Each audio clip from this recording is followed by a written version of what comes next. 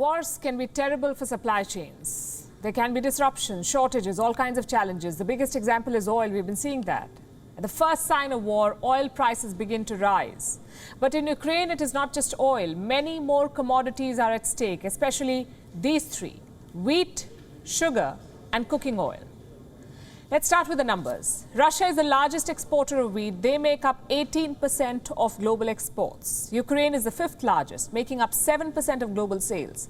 Put together, that's 25%. What happens if this supply chain is disrupted? Shortages and inflation, that's what happens. Ukraine has already banned the export of food grains. Frankly, there's no other option. Ukraine's exports go through the Black Sea, specifically via three ports: Odessa, Kherson, and Mykolaiv. All three ports are on Russia's radar. Moscow too has announced a partial ban. They have temporarily stopped exports to ex-Soviet states. Imagine 25% of the global supply disappearing overnight. Naturally, there will be consequences. Which countries will be the worst hit? Let me show you this list. Egypt is the biggest wheat importer in the world. Turkey is second. Bangladesh is third. Next comes Nigeria, Yemen, Azerbaijan, and the Sudan. Also on this list are Libya, Lebanon, and Tunisia. Do you see the trend? Wheat is not imported by affluent powers. It is bought by the developing world. And if there is a supply gap, these countries will suffer. The United Nations is making grim predictions. It says food prices could surge by up to 22%.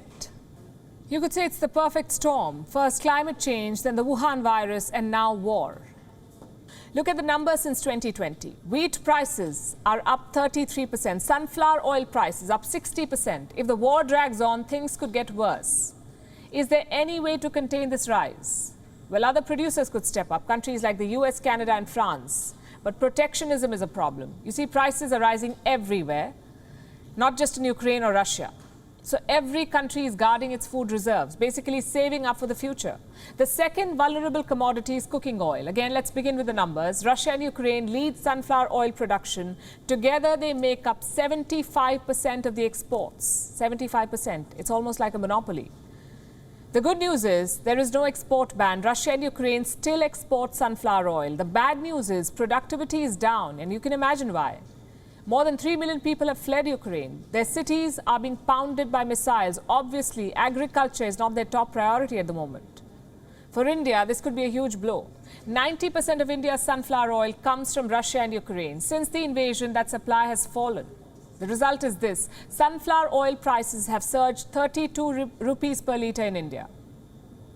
Will this be a long-term problem? The government of India says no. It won't be a problem. Sunflower oil makes up just 10% of India's edible oil consumption. The rest is palm oil and soybean oil. So in the long run, India has two options: diversify purchases, that is, start buying sunflower oil from elsewhere, or shift to other edible oils.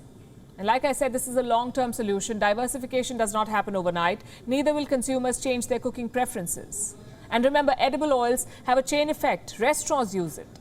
Bakers use it. Instant food companies use it. So the effect will be felt down the supply chain. The third vulnerable commodity is sugar. Compared to last year, sugar prices are up 20% already. Now, Ukraine and Russia are not leading producers, but the war is fueling uncertainty. And that uncertainty is increasing prices. By the way, these commodities are not luxuries. They're staple goods: wheat, oil, sugar. Staple. They're part of every humanitarian aid shipment too. They top every family's grocery list. The developed world will not mind these shortages. They're imposing export curbs. They're protecting their reserves. But what about countries like Yemen and Libya? They depend on aid shipments. Without imports, they will plunge into starvation.